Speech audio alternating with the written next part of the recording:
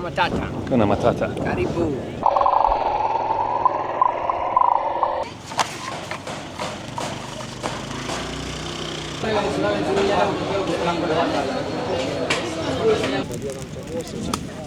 Kalau aduh kule ke babua zako.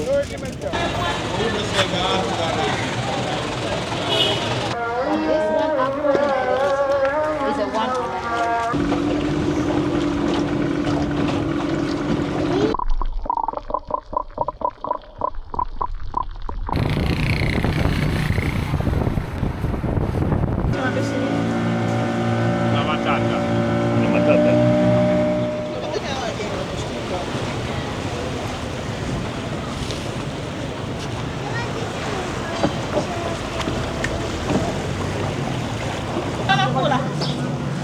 Jual aku balik pada kesi yako ukaifute, bwana utafuta bro. Anatafuta. Nasema asubuhi aje mkono kukata tiketi. Na matata. Na matata.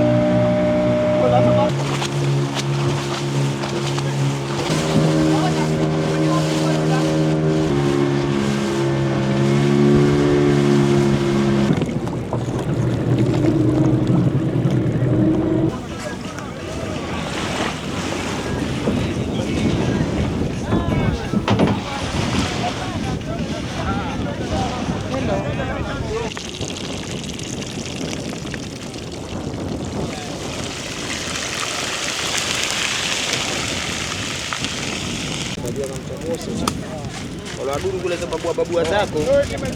Fadhali na aduh.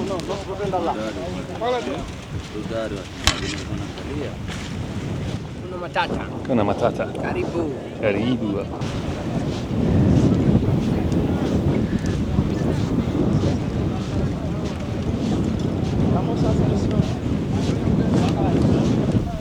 Hello.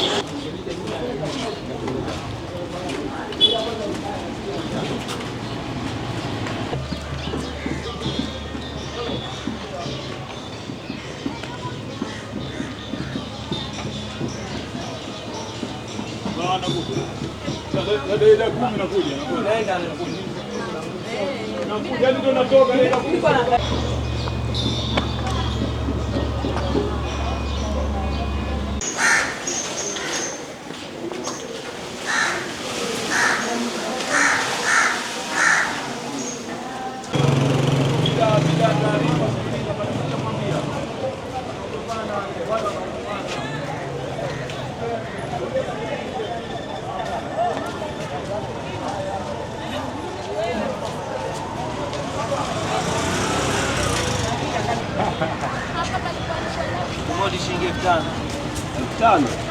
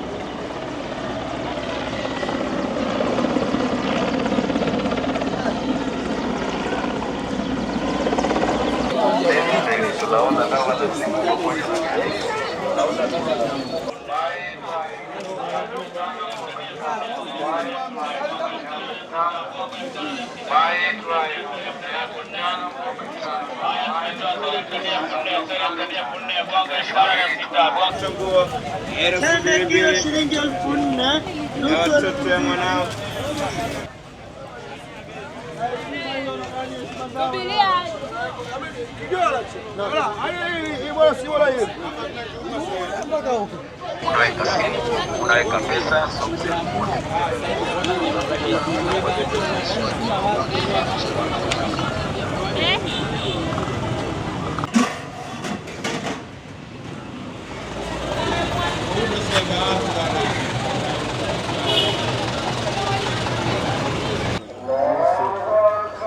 So this is the former slave market. It used to be the main market in East and Central Africa for slavery. The main market, why? Because East and Central Africa including more than 9 countries. So all those countries, they were contributing slaves to this market. So it became main because this was the last part, the last collections of people from here to the Arabic countries. Marbles, you will come and just know it's red marble, but this it has meaning. But this it was put by those missionary people as a sign like this place was full of blood everywhere. So they put it as a symbolic.